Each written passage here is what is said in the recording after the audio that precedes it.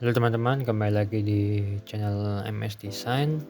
Pada video kali ini aku akan sedikit menjelaskan gimana cara membuat 3D asset kita menjadi sebuah komponen di dalam file SketchUp.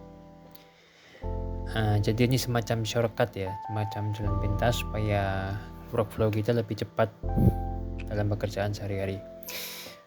Kebetulan tutorial kali ini merupakan request dari salah satu teman kita. Di kolom komentar ada yang tanya, "Bang, cara bikin komponen material 3D dikumpul jadi satu folder tuh biar tinggal klik aja gimana ya Bang di SketchUp?"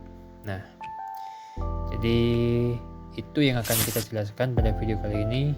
Gimana tutorialnya? Mari kita simak.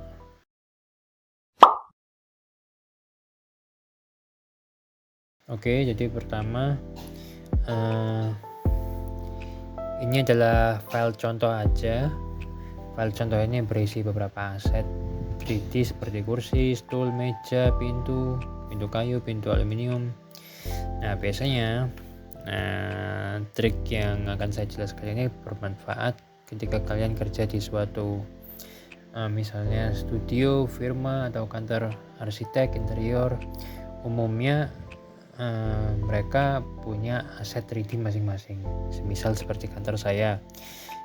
Kebetulan kantor saya merupakan studio interior juga, jadi kita punya aset berupa 3D meja, kursi, atau apapun itu dekoratif yang pernah kita produksi untuk proyek-proyek kita. Nah, sebenarnya apa sih manfaatnya, gunanya trik ini gitu? Untuk apa sih gunanya gitu? Jadi yang pertama adalah ini mempersingkat dan mempermudah workflow kita. Yang pertama adalah dibanding kalian untuk pekerjaan baru ya, misalnya kalian sedang membuat sebuah restoran atau rumah lah, misalnya desain rumah, lalu kalian katakanlah mau pakai kursi ini misalnya atau meja ini misalnya. Nah, kalian mesti buka di file kerja yang sebelumnya jika kalian mau menggunakan item yang sama, jadi tidak terorganisir gitu. Itu yang pertama. Yang kedua, dengan menggunakan metode ini kalian menghemat space kinerja komputer Anda gitu. Jadi dibanding kalian harus buka banyak folder SketchUp, 3-4 folder SketchUp cuma untuk ngopi file sebelumnya untuk ngambil aset yang sama, itu tentu akan membuat kinerja laptop atau PC kalian semakin berat dan ujung-ujungnya bisa backsplat. Nah, kita mau menghindari itu aja sih sebenarnya. Jadi ini kayak cara singkatnya. Oke, jadi gimana caranya? Yang pertama, ini sebagai contoh aja. Misal ini kita sudah punya sebuah stool. Nah, lalu stool ini mau kalian jadikan komponen karena stool ini sering kalian pakai di project-project kalian. Nah, jadi yang pertama adalah kalian mesti buat komponen dulu untuk stool ini ya. Caranya gimana? Kalian bisa klik kanan atau pakai shortcut, lalu kita klik komponen, make komponen. Ya, seperti membuat komponen biasa. Lalu di sini kalian kasih nama. Misalnya kita kasih nama stool kayu. Nah, lalu di sini ada description, kalian bisa kasih keterangan. Biasanya sih saya tambahkan ya, tapi nggak selalu, memang supaya nggak lupa aja. Misalnya stool kayu,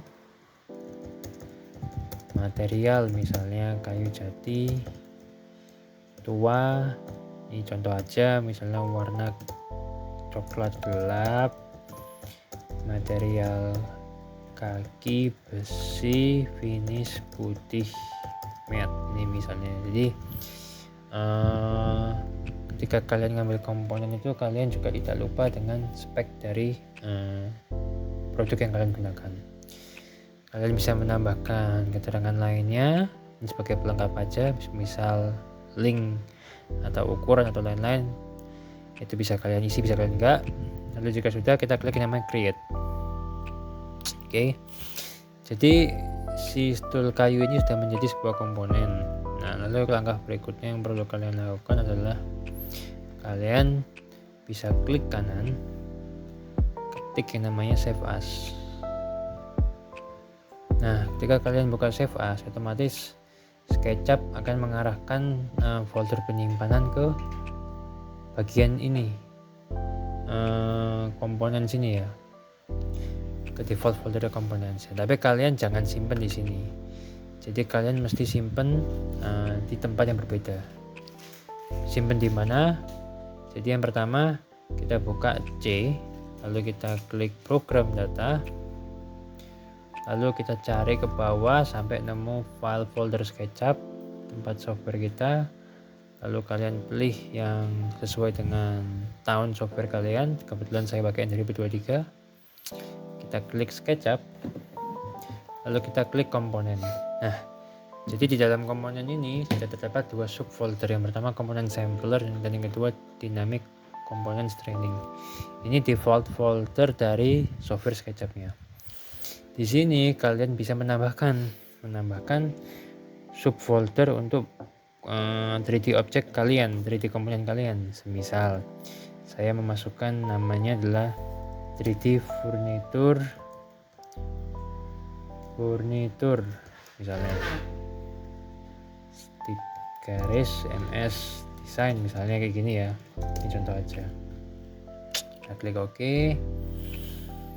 Nah, lalu kita save dulu file SketchUp stool kayu ini dalam bentuk file SketchUp ya. Kita save dulu.